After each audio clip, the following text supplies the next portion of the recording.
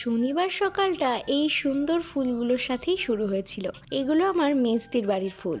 আর সকাল সকাল এরকম ফুল দেখতে পেলে তো মনটা ভীষণ ভালো হয়ে যায়। চলো এবার তাহলে শেয়ার করি শনিবার দিনটা আমি সারাদিন কি খেলাম। যেহেতু শনিবার আমরা নিরামিষ খাই, তাই ব্রেকফাস্টে ছিল লুচি, তার সাথে আলুর তরকারি।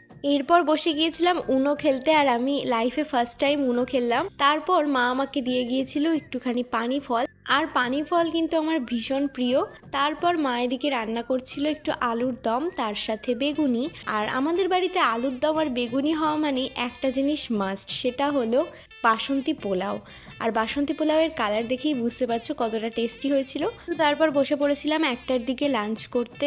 মেনু তো আগেই বলে দিলাম, পোলাও, আলুর দম আর তার সাথে বেগুন। লাঞ্চ কমপ্লিট করার পর একটু রেস্ট নিয়ে 4টের দিকে চলে গিয়েছিলাম আমাদের এখানে নিউলি ওপেনড একটা পার্কে।